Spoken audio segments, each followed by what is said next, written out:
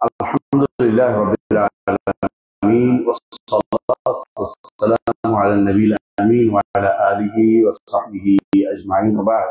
আলহামদুলিল্লাহ আমরা আমরা আল্লাহ রাব্বুল ইজ্জতের নাম ও গুণ সম্পর্কে আলোচনা করছিলাম। তো আমরা একটু পূর্বে আপনাদেরকে কিছু কথা বলেছিলাম, মনে আছে কিনা দেখি, যে দুনিয়াতে সবচেয়ে বড় নেয়ামত কোনটি? আল্লাহর পরিচয় জানা। আলহামদুলিল্লাহ, দুনিয়াতে সবচেয়ে বড় নেয়ামত হচ্ছে আল্লাহ সম্পর্কে জানা। যে ব্যক্তি আল্লাহকে জানতে পারেনি সে দুনিয়াতে হতভাগা। যে আল্লাহকে বেশি জেনেছে সে তত বেশি আল্লাহকে ভয় করে। এবং রাসূলুল্লাহ সাল্লাল্লাহু আলাইহি ওয়াসাল্লাম বলেছেন, আমি তোমাদের মধ্যে আল্লাহকে বেশি জানি, আল্লাহকে আমি বেশি ভয় করি। আল্লাহকে বেশি জানাটা বেশি দরকার। আল্লাহকে জানতে হলে কি করতে হবে? তার নাম এবং গুণের মাধ্যমে জানতে হবে। আল্লাহকে জানতে হলে তার নাম, গুণ এবং কর্মের মাধ্যমে জানতে হবে। বুঝছেন তো? আল্লাহর কর্ম হচ্ছে মাখলুকাত, সৃষ্টিকুল হচ্ছে আল্লাহর কর্ম। এগুলি তিনি করেছেন। আল্লাহর কর্মগুলি হচ্ছে সৃষ্টিকুল, সবই আল্লাহর কর্ম, মাখলুকাত। আর আল্লাহকে চিনতে হলে, জানতে হলে আরো দুইটি আছে। একটা হচ্ছে তার নামের মাধ্যমে, তার গুণের মাধ্যমে। দুনিয়াতে যে কোনো জিনিসকে জানতে হলে, তার সম্পর্কে জানতে হলে কি করেন আপনি? তাকে দেখেন, চোখে দেখেন, অথবা তার সম্পর্কে শোনেন, অথবা তার গুণাগুণ সম্পর্কে জানেন। আপনি কি নায়াগ্রা জলপ্রপাত দেখছেন কোনদিন? দেখেন নাই? কেমনে জানবেন? নায়াগ্রা জলপ্রপাত নামটা শুনছেন, তাই না?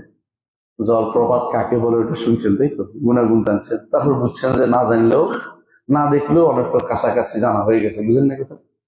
ঠিক আল্লাহকে তো আমরা দেখিনি। দেখা, তিনি দেখা দিবেন না। তিনি আখিরাতে, জান্নাতে আমাদের দেখা দিবেন।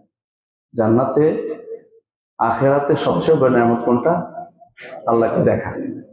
এই জন্য তিনি সেটা রেখে দিয়েছেন যেন আখিরাতে আমাদেরকে দেন। দুনিয়াতে তিনি এটা দিবেন না, কারণ এটা দুনিয়া হচ্ছে গায়েব। আল্লাযীনা ইউমিনুনা বিল গায়ব, গায়েবের উপর যারা ঈমান রাখে তাদেরকে তিনি আখিরাতে পুরস্কৃত করবেন। তার দর্শন নেই, তাকে দেখতে পাবো ইনশাআল্লাহ, এই আশা আমরা বিশ্বাস করি। যেটা বিশ্বাস করে না সে দেখবে না, কিন্তু আমরা বিশ্বাস করি আমরা আল্লাহকে দেখব। আল্লাহকে যদি দেখার আগ্রহ আপনার অন্তরে থাকে, আল্লাহ আপনাকে দেখা দিবেন। হাদিসে আছে, রাসূলুল্লাহ সাল্লাল্লাহু আলাইহি ওয়াসাল্লাম বলেছেন, মান আহাব্বা লিকা আল্লাহ আহাব্বাল্লাহু লিকা। কেউ যদি আল্লাহর সাথে সাক্ষাতের আকাঙ্ক্ষা রাখে, আল্লাহ তার সাথে সাক্ষাৎ পছন্দ করেন। আপনি সবাই চাই জান্নাতে আল্লাহকে দেখবো। এই জন্য আগের রাস্তাগুলোকে যত কঠিন হোক আমার কাছে সহজ, কারণ উদ্দেশ্য যখন মহৎ, উদ্দেশ্য যখন বড়, রাস্তার পথের বাধা কোনো বিষয় নেই। মূল জায়গাটা আল্লাহকে দেখাটা আমার উদ্দেশ্য। আল্লাহ সম্পর্কে জানলে আমি আল্লাহকে দেখতে পাবো। এই জন্য আল্লাহ সম্পর্কে জানতে হলে তার নাম এবং গুণের মাধ্যমে জানতে হবে। এ কথা আমরা বারবার রিপিট করি কেন? যাতে এটা গুরুত্বটা বুঝেন যে কেন নাম গুণ জানতে হবে। আর নাম গুণ জানতে হবে বলেও দিয়েছেন রাসূলুল্লাহ সাল্লাল্লাহু আলাইহি ওয়াসাল্লাম বলেছেন, আল্লাহ এত এত নাম আছে, যে কেউ এগুলো যথাযথভাবে আয়ত্ত করবে আল্লাহ তাআলা তাকে জান্নাতে প্রবেশ করাবেন। দাখালুল জান্নাহ, জান্নাতে প্রবেশ করাবেন। এমন কি নাম যেগুলো পড়লেই, যেগুলো গবেষণা করলেই, যেগুলো ধারণ করলেই, যেগুলো দিয়ে আল্লাহকে ডাকলেই জান্নাতে চলে যাবে। এগুলো জানতে হবে। আল্লাহ তাআলা এই জন্য বলেছেন, ওয়ালিল্লাহিল আসমাউল হুসনা ফাদউ বিহা। আল্লাহ রয়েছে সুন্দর সুন্দর নাম, এগুলো দিয়ে তাকে তোমরা ডাকো। তো আমরা এই জন্য ধারাবাহিকভাবে আল্লাহর নামগুলো আলোচনা করছিলাম। আজকে আমাদের দুটি নাম নিয়ে আলোচনা করবো। একটা হচ্ছে আল আহাদ আল ওয়াহিদ। আল আহাদ, আল ওয়াহিদ, দুটি নাম নিয়ে আলোচনা করি। কোরআনে কারীমে এই আল আহাদ নামটি একবার মাত্র এসেছে। কুল হুয়াল্লাহু আহাদ আল্লাহুস সামাদ লাম ইয়ালিদ ওয়া লাম ইউলাদ ওয়া লাম ইয়াকুল লাহু কুফুয়ান আহাদ। এই আহাদ একবারই আসছে। আহাদ একবার আসার কারণটা কি? আহাদ আল্লাহর পরিচয় বহন করে। কারণ কাফেররা এসে বলল, আপনি যে আল্লাহকে ডাকছেন আল্লাহর পরিচয় দিন, আল্লাহর পরিচয় দিন। তখন এই সূরাটি নাযিল হয়েছে। এই সূরাটি নাযিল হয়েছে, এটা হচ্ছে কোরআনের 3 ভাগের 1 ভাগ। সূরাটি আপনারা জানেন, সূরা ইখলাস 3 ভাগের 1 ভাগ। কিভাবে 3 ভাগের 1 ভাগ? কারণ কোরআনে কারীম আল্লাহ তাআলা আল্লাহর তাওহীদের পরিচয় দিয়েছেন 1 ভাগ, আরেক ভাগ হচ্ছে আহকাম বিধিবিধান দিয়েছেন, এটা আরেক ভাগ। আরেক ভাগ হচ্ছে কাসাস, পূর্ববর্তী উম্মতদের কাহিনী বর্ণনা করেছেন, এটা আরেক ভাগ। কয় ভাগের? 3 ভাগ। তো 3 ভাগের মধ্যে যদি তাওহীদের আলোচনা এই সূরার মধ্যে আল্লাহ তাআলা দিয়ে দিয়েছেন, এই জন্য 3 ভাগের, এগুলো সুলুতুল কোরআন বা 3 ভাগের। তাই বলে 3 বার পড়লে কোরআন খতম হবে না, এটা কেউ যেন বিশ্বাস না করে। বুঝে আসছে? 3 বার পড়লে কোরআন খতম হয়ে যাবে এই চিন্তা ভাবনা বন্ধ। বরং যত বেশি পড়বেন তত লাভ হবে। 3 ভাগের 1 ভাগ কেন? এটা একটা তিনটা জিনিসের একটা ধারণ করে রাখে, এটা তাওহীদের অংশ। 3 বার পড়লে তো আপনি বাকি দিলে তো পড়লেন না, তো কোরআন খতম তো হইলো না। বুঝলেন না কথাটা? তো হিসাব মিলানোর কথা বাদ, আমাদের অনেকে হিসাব মিলাই বসে বসে, এটা নয়। তিন তিন 3 ভাগের 1 ভাগে 3 বার করলে 1 করা হয়ে যাবে, এটা না। আপনাকে বিশ্বাস করতে হবে 3 ভাগ এবং তাওহীদের কারণে আল্লাহ তাআলার পরিচয় দিয়েছেন আল্লাহ তাআলা তার এই সূরাতে। আপনারা জানেন ওই সাহাবীকে, যে সাহাবী রাসূলুল্লাহ সাল্লাল্লাহু আলাইহি ওয়াসাল্লাম অন্যান্য সাহাবীদের নিয়ে যুদ্ধে গিয়েছিলেন, তিনি ইমামতি করতেন। ইমামতি করে যেটি সূরা পড়তেন, শেষে আসা সূরা শেষে কুল আল্লাহু আহাদ আল্লাহুস সামাদ করতেন। সাহাবায়ে কেরাম বলেন যে তারা তার সাথে ছিল, এটা করবে না, বারবার তুমি, আমরা দেখিনি রাসূলুল্লাহ করতে, তুমি করো কেন? বলে হয় আমার সাথে সালাত আদায় করো, ভিন্ন করো, আমি এটা পড়বই। তারপর তারা তার সাথে সালাত আদায় করছে ইমাম, কারণ নেতৃত্বে বিরোধিতা করা যায় না, এই জন্য। এখন মদিনা আসার রাসূলুল্লাহ সাল্লাল্লাহু আলাইহি ওয়াসাল্লামকে তারা জানালেন যে আপনার এই লোকটি আমাদেরকে এইভাবে কাজ করেছে। তিনি যখনই কোনো সূরা পড়তেন শেষে এই সূরা যোগ করে দিতেন সালাতের মধ্যে। বুঝলেন তো? মানে সূরা ফাতিহার পরে যে কোনো সূরা পড়তেন, তারপর শেষে এই সূরা যোগ করতেন। একজন সাহাবীর কাজ, কিন্তু রাসূলুল্লাহ তাকে জিজ্ঞাসা করে যে কেন করেছে? বলছে ইয়া রাসূলুল্লাহ, আমি খুব ভালোবাসি এই সূরাকে, কারণ এখানে আল্লাহ তাআলার গুণ বর্ণনা করা হয়েছে। রাসূলুল্লাহ সাল্লাল্লাহু আলাইহি ওয়াসাল্লাম বললেন, এই সূরাকে ভালোবাসা তোমাকে জান্নাতে প্রবেশ করাবে। এই হাদিসটা এখন সহিহ হাদিস, তাই না? আপনারা জানেন, বিখ্যাত এখন সহিহ হাদিস। এই হাদিসটার মধ্যে আমরা দেখতে পাচ্ছি যে আল্লাহর গুণ থাকার কারণে, আল্লাহর নাম থাকার কারণে এই সূরাটা পুরোটাই এত মর্যাদাপূর্ণ হয়েছে। যেখানে যেখানে দেখবেন যে সূরা বা যে আয়াতের মধ্যে নাম বেশি, ওগুলি আলাদা মর্যাদা উল্লেখ করা হয়েছে। নাম বেশির মধ্যে এই যে সূরাটা দেখেন, কুল আল্লাহু আহাদ সামাদ, লাম ইয়ালিদ ওয়া লাম ইউলাদ ওয়া লাম ইয়াকুল লাহু কুফুয়ান আহাদ। বাকিগুলিও গুণ, কিন্তু এগুলি হচ্ছে নেতিবাচক গুণ। আর বাকি নাম বর্ণনা করেছে আহাদ, সামাদ। আহাদের হচ্ছে অনন্য। আহাদ হচ্ছে এমন এক সত্তাকে বোঝায় যিনি সত্তা এবং গুণ অর্থ সর্বদিক থেকে অনন্য। আর ওয়াহেদ হচ্ছে শুধু এক বোঝায়, সত্তা একটা এক বোঝায়। বুঝছেন? যেমন কিতাবুন ওয়াহেদ। আর যদি আহাদুন হয় তাহলে অনন্য হবে। আহাদ একমাত্র আল্লাহ ছাড়া কারোর জন্য হতে পারে, তিনি শুধু আহাদ। এ থেকে বুঝতে পারবেন, যখন বিলাল রাদিয়াল্লাহু আনহুকে মরুভূমির বালুতে টানা হচ্ছিল, তখন তিনি কি বলতেন? আহাদ আহাদ। কেন? এটা একটা শব্দে তাওহীদ বোঝায়, একটা শব্দে আল্লাহর সমস্ত গুণাবলী বোঝাচ্ছে, অনন্য বোঝাচ্ছে, একটা শব্দে শিরক মুক্তি বোঝাচ্ছে, একটা শব্দে যাবতীয় সবকিছু এটার মধ্যে সামিল আছে। তিনি আহাদ বলতেন, পুরোটা বলতে পারতেন না, কারণ গরমের মধ্যে, কষ্টের মধ্যে, এই জন্য তিনি আহাদ শব্দটি উচ্চারণ করছেন। কিন্তু আহাদ আহাদ আহাদ বলার মধ্যে কোনো কিন্তু আবার জিকিরকে শুরু করে দিয়ে না, এটা জিকির না। এটা তিনি বলতেন কি জন্য? আর বলতে পারছেন না, তার পানির পিপাসায়, ক্ষুদ্র কষ্ট হচ্ছে এই জন্য। শুধু আল্লাহকে স্মরণ করার জন্য আহাদ, কারো শিরিক, তার সাথে কাউকে শরীক করবে না সেই জন্য। তাহলে আহাদ আর ওয়াহেদ, আহাদ একবার আসছে শুধুমাত্র। আহাদ হচ্ছে এমন সত্তা যার কোনো দৃষ্টান্ত নাই, যার কোনো উদাহরণ নেই। ইমাম জাজ্জাজ এই অর্থটি করেছেন। এর বাইরে এই সূরাটির ছাড়া অন্য যে সমস্ত সূরার মধ্যে আসছে ওয়াহেদ, ওয়াহেদ এক, আল্লাহ তিনি এক, ওয়াহেদ, এটা আসছে 22 বার কোরআনে কারিমে। 22 বার কোরআনে কারিমে আসছে এখানে আমি কয়েকটা উল্লেখ করব যে উদাহরণ হিসাবে কিভাবে আসছে দেখেন।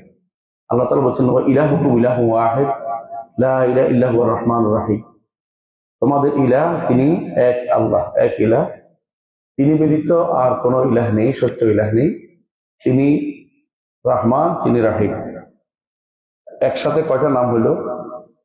ওয়াহিদ, আবার ইলাহ, আবার রহমান, আবার রাহিম। আয়াতের ভিতরে চারটা নাম একসাথে উল্লেখ করা হয়েছে, কিন্তু শুরু হয়েছে ইলাহ ওয়াহিদ, তিনি এক আল্লাহ, তিনি এক আল্লাহ দিয়ে। এই জন্য আল্লাহ তাআলার এই নামটি তার একত্ব প্রকাশ করে। আমরা কিন্তু একত্ববাদ বলি না, কারণ বাদ বলতে যে মতবাদ বোঝায়, আল্লাহর জন্য এগুলি ব্যবহার করা যায় না। বুঝতে পারছো কথা? মতবাদ বাদাবাদি করলে, মানুষের ঝগড়া করলে একটা জিনিস তৈরি হয়, ওটা ওরকম কোনো কিছু না। মতবাদ না, এটা হচ্ছে আল্লাহর পক্ষ থেকে দেয়া জিনিস, আমরাকে মেনে নিতে হবে। এটা হলো তাওহীদ। তাহলে ওয়াহিদ বলে তাওহীদকে বোঝানো হয়েছে, আহাদ বলে তাওহীদকে বোঝানো হয়েছে। ঠিক আছে তো? ঠিক অনুরূপ আরেকটি আয়াত, এটা সূরা বাকারা 67 নম্বর আয়াত। আরেকটি আয়াত সূরা ইউসুফ 40 নম্বর আয়াত। ইউসুফ আলাইহিস সালাম যখন তিনি জেলে ছিলেন, তখন তিনি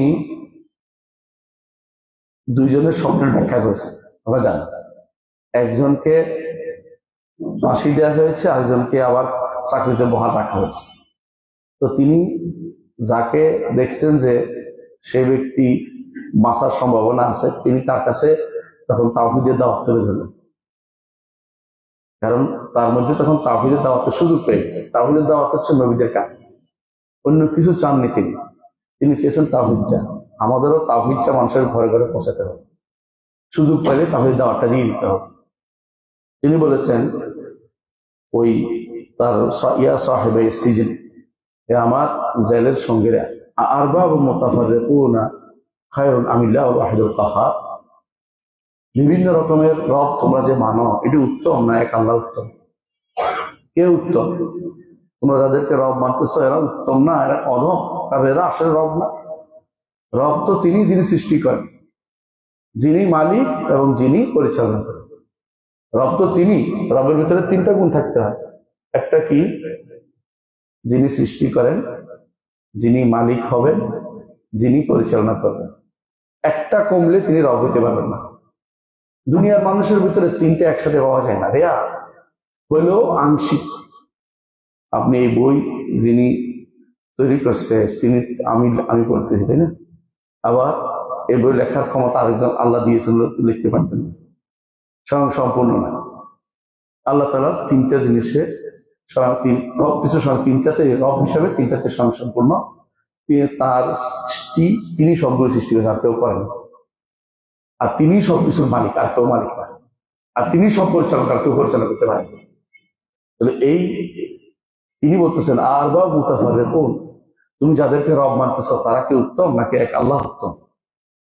আমিল্লাহুল ওয়াহিদুল কাহ্হার, যিনি আল্লাহ এক এবং তিনি প্রবল পরাক্রমশালী, মহান কাহ্হার, দাপুটে রব, তিনি উত্তম। কে তোমরা বলবা? তোমরা সূরা ইউসুফ 39 নম্বর আয়াত, সেখানে ওয়াহিদ শব্দটি এসেছে। আবার আল্লাহ তাআলা সূরা সাদের 65 নম্বর আয়াতে বলছেন ওমা মিন ইলাহিন ইল্লাল্লাহুল ওয়াহিদুল কাহ্হার।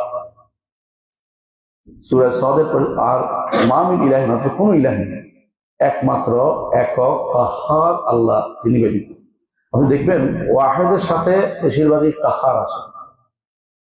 ওয়াহিদের সাথে কাহ্হার কেন আসে? কারণ তিনি দাপুট, একক, দাপুটে, একক, সবকিছুকে প্রদানত করে রেখেছেন, সবকিছু তার অধীন করে রেখেছেন, কেউ তার অধীনত্ব থেকে বেরোতে পারে না। একক সত্তা। আপনি একা থাকলে যদি ছাগল পাল না যান না, একটা দিকে যায়, কেউ দিকে যায়, ছাগল ওদের দেখতে পারবেন না, শুধু ছাগল ওদের দেখতে পারবেন। আর জগৎ পুরোটাই তিনি নিয়ন্ত্রণ করতেছেন একা। এই জন্য তিনি কাহ্হার, একা হয়েও তিনি কাহ্হার, সবকিছুকে নিয়ন্ত্রণ করে যাচ্ছেন।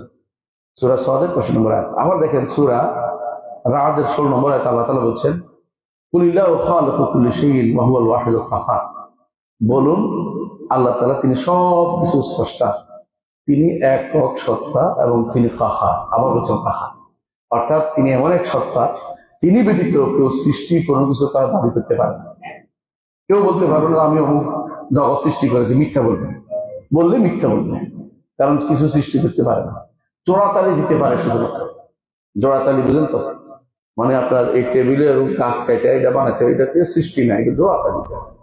কিন্তু রব্বুল আলামিন তিনি নাস্তি থেকে আস্তি, অস্তিত্বহীন থেকে অস্তিত্বে আনার ব্যবস্থা তিনি শুধুমাত্র করতে পারে না, অন্যরা জোড়াতালি দেয় মাত্র। আজও যারা বিভিন্ন জিনিস তৈরি করার কথা বলে, যদি উপাদান না থাকে কিছুই করতে পারবে না। উপাদান থাকার পরে শুধুমাত্র এটা পরিবর্তন করে, আল্লাহ তারা করতে পারে। সূরা ইব্রাহিমের 48 নম্বর আয়াতে আল্লাহ তাআলা বলছেন, ওয়াবারাজু লিল্লাহিল ওয়াহিদুল কাহ্হার, আর তারা সেদিন আল্লাহর সামনে প্রকাশ হবে, এককবার প্রকাশিত হবে এক আল্লাহ কাহ্হার, যিনি তার সামনে প্রকাশিত হবে। কারো কথা সেদিন আর শুনবেন, কেউ কথা বলবেন। কাহ্হার কেন? হাসরের মাঠে না যেয়ে থাকতে পারবেন কেউ? একদম বলে চিপা চাপা দিয়ে পালিয়ে থাকি, দুনিয়াতে কত মানুষ যায় বাথরুমে পালাইছে কিছুদিন আগে, তাই না? আমরা কোনো নাম বলছি না, কিন্তু তখন হাসরের দিন কিন্তু কোনো মানুষের সম্ভব না যে আমি এক জায়গা বাদ দিয়ে কোথাও পালাই থাকি, আমরা দেখবে না, কোন রকম আল্লাহ বিচারের করে, এরকম না। কাহ্হার তিনি, এমন ভাবে ফেরেশতা দিয়ে তিনি বেড়া দিয়েছেন, ফেরেশতারা এমন ভাবে বেড়া দিয়ে থাকবে, কেউ এখান থেকে পালাতে পারবে না। আত্মার ইসলাম আওয়াত, আসমান জমিন সব কিছু থেকে ফেরেশতারা কোনো কিছু বলে আমি জমিন আটকে থাকি না কেন, তা না, ঠিকই এমন ভাবে উড়ে যায় আল্লাহর সামনে উপনীত হবো আমরা, যে সেখান থেকে কোথাও যেতে পারবো না। বারাজু, প্রকাশ পেয়ে যাবে আল্লাহর জন্য। এই জন্য তিনি কাহ্হার, তিনি দাপটে, তিনি সবকিছুকে পদান্ত করে রেখেছেন, সবাই তার কথা শুনতে বাধ্য। এই রব্বুল আলামিন তিনি ওয়াহিদ, একক সত্তা, তাহারই শুধু আবাদ করা যাবে, আর কারো কিছু করা যাবে। এই যে এতক্ষণ ধরে যে ইয়াটা বললাম, আহাদ এবং ওয়াহিদ দুইটি নাম বলেছি আল্লাহ তাআলা। এই দুটি নাম এর মধ্যে ওয়াহিদ ইসনাইন হয়, মানে আপনি কি বলেন দেখেন, 1 2 3 এভাবে বলেন না, বলেন, কিন্তু আহাদ যখন বলেন একক হয়, তখন আর দ্বিতীয় তৃতীয় না, বুঝছেন তো, তিনি একক। এই জন্য আহাদটা বেশি মোবালাগা, বেশি আল্লাহকে আল্লাহ তাআলার জন্য, আল্লাহ তাআলা এমন এক নাম যে নামটি অন্য কারোর জন্য কোনোভাবে বলা যাবে। আল্লাহ তাআলাই আহাদ, অন্য কেউ ওয়াহিদ হইতে পারে, রাজুল ওয়াহিদ, রাজুল সাদি, রাজুল সালেস হতে পারে, মায়ের একক সন্তান হতে পারে, কিন্তু একক যদি হয় আল্লাহ তাআলার জন্য আহাদ শব্দটি শুধু আল্লাহর জন্য, অন্যের জন্য হলে বলে ওয়াহিদ, ওয়াহিদ তাহরিহি ফরিদ ও আসরিহি আরবরা বলে, কিন্তু আহাদ শুধুমাত্র আল্লাহর জন্য ব্যবহৃত হবে। এই জন্য আল্লাহ তাআলাকে যখন আপনি বলবেন আহাদ, এর অর্থ হচ্ছে আর কিছুকে তার কাছাকাছি আনতে চাচ্ছেন না, কোনো দিক থেকেই না, কেউ তার কাছে পৌঁছতে পারবে না কোনো দিক থেকে। তো আল্লাহ তাআলার এই দুটি নামের মধ্যে আমরা দেখতে পাচ্ছি যে তিনি যাবতীয় মর্যাদার দিক থেকেও তিনি প্রধান। 1 নম্বর আহাদ, আল ওয়াহিদ, একক সত্তা, মর্যাদা এবং সম্মানের দিক থেকে। দ্বিতীয়ত ক্ষমতার দিক থেকে, একটা কি মর্যাদা বুঝেন তো, আরেকটা হলো ক্ষমতা এবং দাপটের দিক থেকেও তিনি একক। তার বড়ত্ব, তার পরত্ব এবং তার অহংকার, এটা একমাত্র তারই, আর কারোর জন্য করতে পারবেন না, একক তার, একক সত্তার জন্য। তৃতীয়ত তিনি এমন এক সত্তা, তার সত্তার মধ্যে তার মতো কেউ নেই, সত্তার মধ্যে তার মতো কেউ নেই, তার মতো কোনো সত্তা নেই, সহজতা বুঝে। এবং গুণের দিক থেকেও তার কোনো সমগুণের অধিকারী কেউ নেই, সমগুণের অধিকারী কেউ নেই, সমগুণ অধিকারী নেই। আল্লাহ কোরআনে বলে দিয়েছেন, হাল তা'লামু লাহু, তার জন্য কোনো কি আপনি দেখেছেন, যে তার জন্য কোনো কুফু আপনি কি দেখেছেন, মিসাল আপনি দেখেছেন? আল্লাহ কোরআনে কারীমে বারবার নিষেধ করেছে তার জন্য কোনো কুফু নেই, মিসাল নেই। আবার একক তিনি কর্মদিক থেকে একক, কাজের দিক থেকেও তিনি একক সত্তা, তিনি যে কাজ করেছেন অন্য কেউ সেটা করতে পারেন না। আপনার মাঝে মধ্যে অনেক সুন্দর দেখে খুবই ইয়া হয়ে যান যে আমি এত সুন্দর আল্লাহ সৃষ্টি, তাই না? যখন সাজেকে যায়, কেউ দেখতে যায়, উপত্যকা দেখতে যায়, নদী দেখতে যায়, এক একজন নদী দেখে কবিতা লিখে ফেলে, কিন্তু এগুলো কে করছে? আমার আল্লাহ, একক সত্তা, যার এই জায়গাতে কেউ তো তার কর্মকাণ্ডের সাথে কেউ পৌঁছতে পারবে না, তার সত্তার কাছেও না, তার নামের কাছেও না, তার গুণের কাছেও না, তার কর্মের কাছেও না। যেহেতু তিনি এতগুলি জিনিসের অধিকারী, একমাত্র ইবাদত তার জন্য হতে হবে।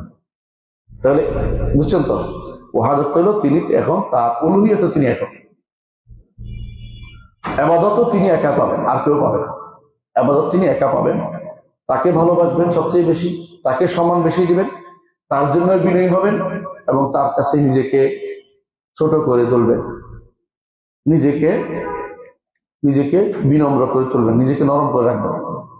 তিনি এমন এক সত্তা যার গুণগুলো এত বড় যে তিনি এই গুণের কাছে কেউ কোনোদিন যেতে পারে না। তিনি এমন এক সত্তা তার এলেম সবকিছুকে পরিবেষ্টন করে আছে। তিনি এমন এক সত্তা যার গুণগুলো কেউ কোনোদিন সঠিক ধারণা নিতে পারবে না। মা কাদারুল্লাহ হাক্কা কাদরি, আল্লাহ কোরআন বলছেন আল্লাহকে তারা সঠিক সম্মান দিতে জানে। কেন? তাকে তো কেউ আয়ত্ত করতে পারে না। ওলা ইউহিতুনা বিহি ইলমা, ওলা ইউহিতুনা বিহি ইলমা, কোনো ইলম দিয়ে তাকে কোনো আয়ত্ত করতে পারে না। এই জন্য কেউ তার মতো হওয়া অসম্ভব, কেউ তার মতো হওয়া অসম্ভব। কোরআনে কারীমে বিভিন্ন কারণ, বিভিন্ন ভাবে আল্লাহ তাআলা তার আজমত এবং বড়ত্বের দিক থেকে একক জিনিসটা তুলে ধরেছেন। আমরা 7টা জিনিস তুলে ধরবো মনে রাখবেন। কয়টা বলছি? 7টা। 7 দিক থেকে তিনটার এককত্বের কথা তুলে ধরেছেন। কয়টাতে? 7টা। 1 নম্বর, তাওহীদ তার জন্য সাব্যস্ত করতে হবে এবং একমাত্র তারই ইখলাস, তার জন্য ইখলাস, দ্বীনকে খালেস করতে হবে। এই জন্য তিনি এই শব্দটি উল্লেখ করেছেন যে তিনি ওয়াহিদ। যেমন আল্লাহ তাআলা বলেছেন ওয়া ইলাহুকুম ইলাহুন ওয়াহিদ লা ইলাহা ইল্লা হুয়ার রহমানুর রহিম, তোমাদের ইলাহ এক আল্লাহ, তিনি ব্যতীত আর কোনো সত্য ইলাহ নেই, তিনি রহমান, তিনি রাহিম। সুতরাং একমাত্র মাহবুব তিনি হবেন, তারই শুধুমাত্র একমাত্র তাকেই রব হিসাবে, তাকে ইলাহ হিসাবে গ্রহণ করো। আরো বলেছেন আল্লাহ তাআলা কুল ইন্নামা আনা মুনযিরুন, হে নবী আপনি বলে দিন আমি তো শুধুমাত্র ভীতি প্রদর্শনকারী। ওমা মিন ইলাহিন ইল্লাল্লাহুল ওয়াহিদুল কাহ্হার, আর কোনো ইলাহ নেই, একমাত্র ইলাহকে আল্লাহ তাআলা, একমাত্র ইলাহ হচ্ছে কি আল্লাহ তাআলা, যিনি ওয়াহিদ এবং তিনি কাহ্হার, একক সত্তা এবং সবকিছুকে তিনি তার অধীন করে রেখেছেন।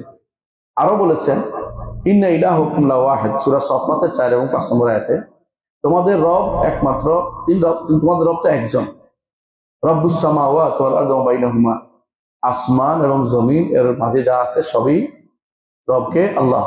ওয়া রব্বুল মাশারিক, এবং সূর্য পূর্ব দিক থেকে উঠে, যে দিক থেকে উঠে প্রতিদিন যে দিক থেকে উঠে, সবসময় এক দিক থেকে উঠে না, যত দিক থেকে উঠুক না কেন ওই জায়গাগুলোর রবকে আল্লাহ। এটা কেন বলতে জানেন? এটা বোঝাচ্ছে যে সূর্য তার অধীন, উদয়ের জায়গাগুলো, উদয়ের জায়গাগুলো তার অধীন। সুতরাং সূর্য যেখান দিয়ে উঠুক না কেন সবই তার অধীন। যারা সূর্য পূজা করে তারা ওই জায়গার পূজা করে। এই জন্য এটাকে এর মাধ্যমে খণ্ডন করা হয়েছে যে এগুলি সূর্য নয়, সূর্য উঠেছে ওইটাও তার অধীন, তিনি শুধুমাত্র তিনি শুধু এগুলি তিনি রব, একমাত্র তারই যেন ইবাদত করা হয়। এটা হচ্ছে 1 নম্বর। তাহলে 1 নম্বর কি? আল্লাহ তাওহীদ সাব্যস্ত করার জন্য একত্ববাদ, আর তার দ্বীনকে তার জন্য খালেস করার জন্য আল্লাহ তাআলা তিনি যে একক, এটা বলেছেন একক সত্তা। দ্বিতীয়ত তিনি একক সত্তা এই উল্লেখ করেছেন ওয়াহিদ হিসেবে ওই জায়গায় যেখানে বলেছেন যে নবী রাসূলদের দাওয়াত মূল ছিল এটাই। নবী রাসূলরা এই দাওয়াত দিয়েছেন যে আল্লাহ এক, সমস্ত নবী রাসূল এই দাওয়াত দিয়েছেন।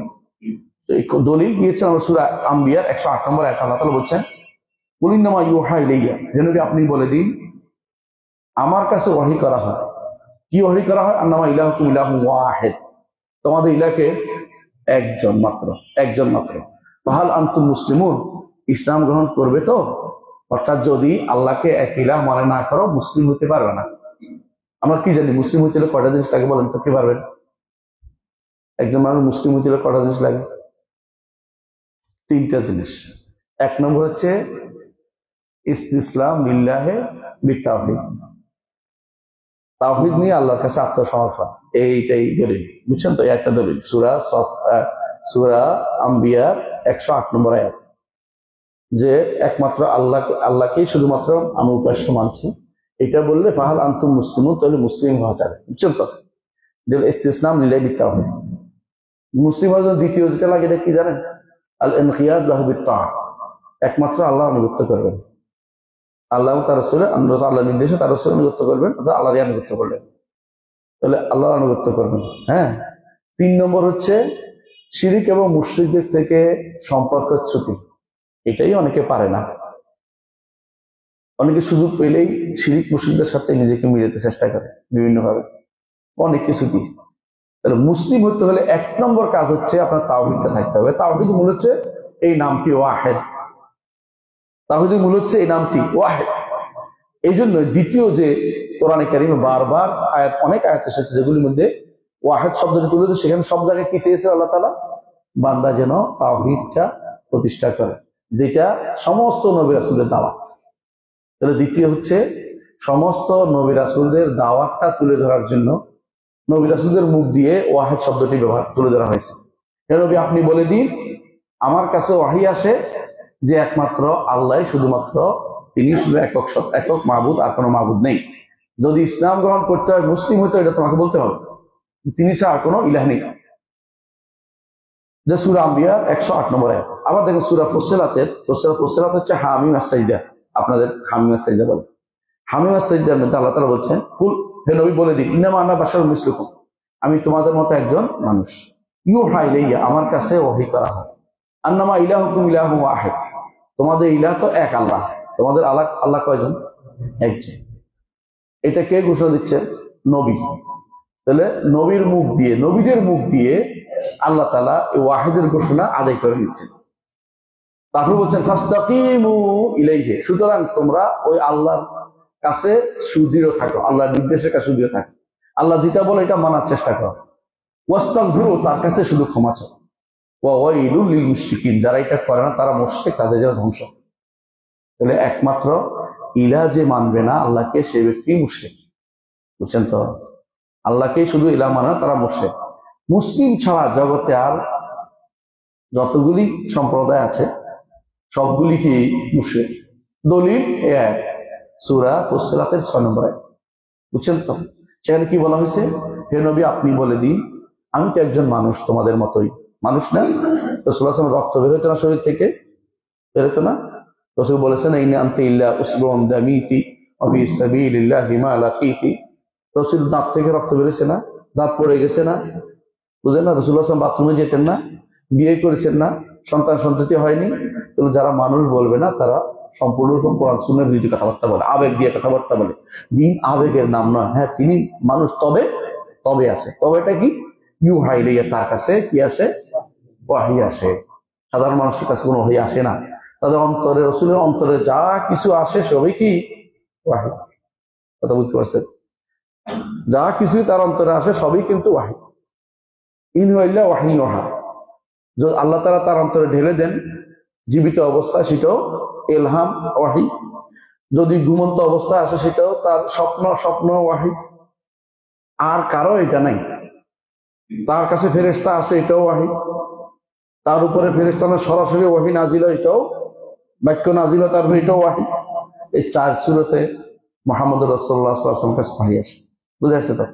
তার কাছে ওয়াহি আসে, এটাই তার শ্রেষ্ঠত্ব যে তিনি ওয়াহি ধারক বাহক। তার কাছে আল্লাহর পক্ষ থেকে গোপন বাণী আসে, যেটা আমাদের কারোর কাছে আসে না। এই জন্য আপনি ইলহাম হলে আপনার অন্তরের ভিতরে একটা কথা আসছে, এটাকে আমল করতে পারবেন না। এটাকে শরীয়ত দিয়ে বিচার করতে হবে।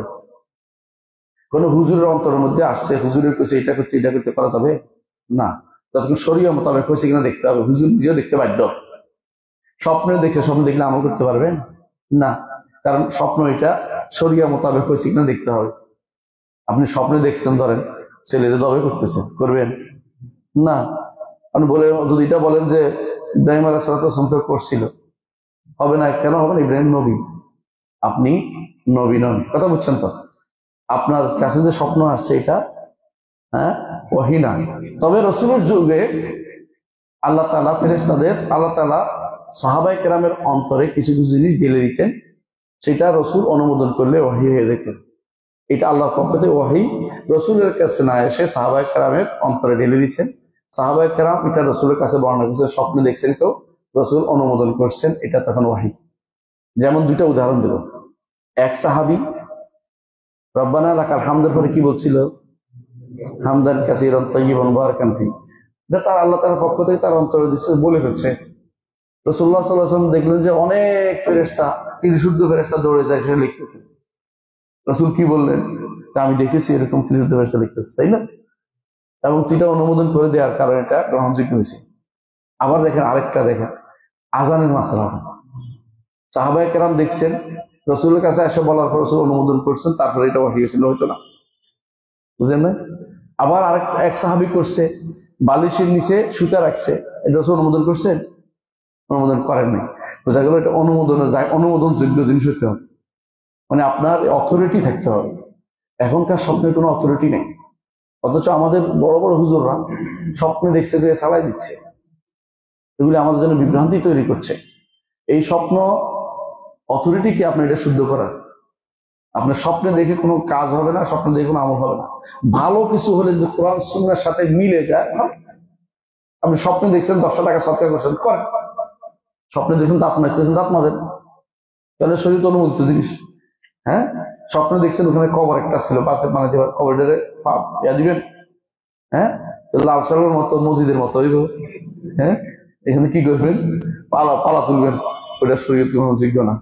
আমাদের এই ঢাকা শহরের আশেপাশে লাল চালের অভাব নেই। এগুলি সবই করবো যে স্বপ্নে দেখছিলাম। তোমার স্বপ্নকে অনুমোদন করবে কি? তোমার যে স্বপ্নের শয়তান দেখায়নি, কেমনি বুঝবো? কথা কি বুঝছেন? আমাদের হচ্ছে এই জন্য কোরআন এবং সুন্নাহ যেটা আসছে যথেষ্ট। আমাদের জন্য আর স্বপ্নের কোনো কাজ বাকি নেই, কাষ্ট বাকি নেই, এলহাম বাকি নেই। এগুলি আমাদের অন্তরে ভালো হলে, ভালো যদি শরীয়তে অনুমোদিত জিনিস হলে করবেন, অনুমোদিত জিনিস না এটা কোনো করা যাবে না।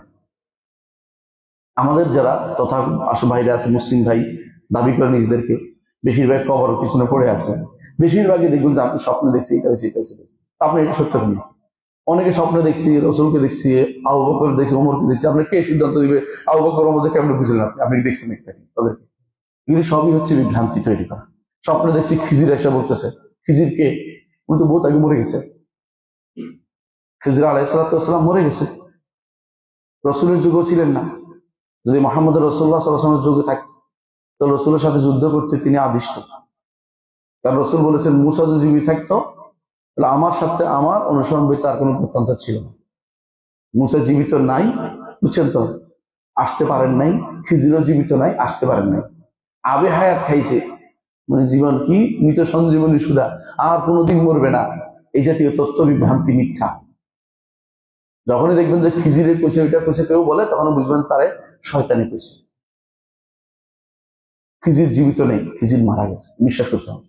রাসূলুল্লাহ সাল্লাল্লাহু আলাইহি ওয়াসাল্লাম বলেছেন আজ থেকে, তিনি বলছেন আজ থেকে 100 বছরের মধ্যে যত মানুষ জীবনের জমিনের উপর আছে সব মারা যাবে, জমিনের উপর, আসমান একটা বলেন না। ঠিক 110 বছরের মধ্যে সমস্ত সাহাবী দুনিয়া থেকে চলে গেছে। তাহলে আপনি খিজির, যারা বলে খিজির আশা বসে আছে, নীল চোখ, অমুক কাপড় দেখছে, এটা দেখছে, এগুলো শয়তান, বিভিন্ন ধরনের ধারণ করতে পারে। শয়তান শুধু মুহাম্মদ রাসূলুল্লাহ সাল্লাল্লাহু আলাইহি ওয়াসাল্লামের সূরত এখতিয়ার করতে পারে না, সবাই সূরত ধারণ করতে পারে। মুসার সূরত ধারণ করলেও অসম্ভব কিছু না, কারণ এগুলো নিষেধ করা হয়নি। তাকে শুধু মুহাম্মদ রাসূলুল্লাহ সাল্লাল্লাহু আলাইহি ওয়াসাল্লামের সূরত সে ধারণ করতে পারবে না। আল্লাহ কুল্লাহ, আমরা এগুলো বলতেছি যে নবীদের দাওয়াত হচ্ছে কিসের? তাওহীদের। এবং এটাই আল্লাহ তাআলা দ্বিতীয় যেটা তুলে ধরেছেন যে সমস্ত নবীদের দাওয়াত তাওহীদের। এখানে উল্লেখ করেছেন ওয়াহিদ শব্দটা উল্লেখ করে, যে তোমাদের আল্লাহ এক, তোমাদের আল্লাহ এক, ওই আল্লাহরে শুধু ইবাদত করো। 3 নম্বর যে জায়গাতে ওয়াহিদ শব্দটি উল্লেখ করা হয়েছে, যে যেন আল্লাহর জন্য আত্মসমর্পণ করা। আত্মসমর্পণ আর তাওহীদ কিন্তু এক জিনিস নয়। ইসতিসলাম বুঝেন, মানে আপনি আল্লাহকে এক মানছেন, এরপরে এটার বিধিবিধান মেনে চল, ইসতিসলাম। এনকিয়াদ যেটাকে বলে, যে আমি মেনে নিলাম, মুখেও বলছি, কার্যও করছি, এটা নাম হচ্ছে ইসতিসলাম, পুরোপুরি আত্মসমর্পণ। আপনি দেখবেন যখন সেনাবাহিনী কোনো আত্মসমর্পণ করে, তখন যেটা বলে এটা শুনতে বাধ্য। এই কথা বলে না যে মুখে না বলছে, কাজে তো করো নাই কেন, বুঝছেন তো? এই জন্য আবার আল্লাহ তাআলা যেখানে আল্লাহর আজমতের কাছে, বড়ত্বের কাছে নিজেকে সঁপে দেওয়ার জন্য বলছেন, সেখানে ওয়াহিদের কথা বলছেন, যে আল্লাহ এক, তার কাছেই সমস্ত কিছু সুবিধা। তোমার জীবনের লক্ষ্য উদ্দেশ্য সব এক আল্লাহ নিবেদিত করো, তুমি সবকিছু আল্লাহ সন্তুষ্টির জন্য করো, এটা আল্লাহ তাআলা বলছেন। কোরআন বলছে, আল্লাহ তাআলা দেখেন সূরা হজ্জের 34 নম্বর আয়াতে আল্লাহ তাআলা বলছেন, ইলাহুকুম ইলাহুন ওয়াহিদ, তোমাদের আল্লাহ হচ্ছেন এক আল্লাহ, ফালাহু আসলিমু, শুধু তার জন্যই নিজেকে সমর্পণ করে দাও। সমর্পণ করে জানেন? হ্যাঁ, দুনিয়ার জন্য, ক্ষমতার জন্য আপনার সমর্পণ সবচেয়ে বেশি হয়। ক্ষমতা পাইলে নিজেকে কারো কাছে আপনি বিগলিত করতে দেরি হয় না, প্রয়োজন ছোটখাটো সেজদা করে ফেলবেন, নাউযুবিল্লাহ। দেখা যায় স্পষ্ট। কখনো কখনো পীরের ভক্তিতে গলে যাইয়া সেখানে সিদ্ধ করে ফেলেন। ইসলাম আল্লাহর জন্য না হইয়া বন্দার জন্য হচ্ছে, দুনিয়ার জন্য হয়, ফুটবলের জন্য হয়, ক্রিকেটের জন্য হয়। ইসলাম যেটা আপনি কার কাছে নিজেকে সমর্পণ করছেন, সঁপে দিচ্ছেন কার জন্য? একমাত্র আল্লাহর জন্য নিজেকে সঁপে দিতে হবে। যদি সেটা করেন তাহলে এই আয়াতের কাজটা আপনি করলে আল্লাহ যে বলছে বালাহু আসলিমু, যদি সত্যি সত্যি এক আল্লাহকে মেনে থাকা তোমার রব হিসাবে, ইলাহ হিসাবে, তার জন্য নিজেকে সঁপে দাও। অবাশ্রীর মুখবিতি, যারা মুখবের একান্ত ভাবে বিনয় থাকে আল্লাহর কাছে, তাদের জন্য সুসংবাদ দিন। কারো কাছে তারা বিনয় নয়, আল্লাহর কাছে বিনয়। মাথা যে সে সালাতে দাঁড়াতে মাথাটা এমনি থাকেন, দেখছেন তো? ওর দিকে তাকান নিষেধ না? আর দিকে নিষেধ আসছে তো, কেউ উপর দিকে তাকার তার চোখ নষ্ট হয়ে যাওয়ার কথা বলছে, এবং আল্লাহ শাস্তি দিবে বলছে। উপর দিকে তাকানো যাবে না, কোথায় তাকাতে হবে? নিচের দিকে। কেন? এটা বিনয়, এটা বিনয়। আপনি যেমন দাঁড়াইলাম এটা কিন্তু হইব না, আপনাকে দাঁড়াইতে বিনয় ভাষা, বিনয়ের সচরম পর একটা হাত দিয়ে দুইটা বাঁধিয়ে রাখছেন,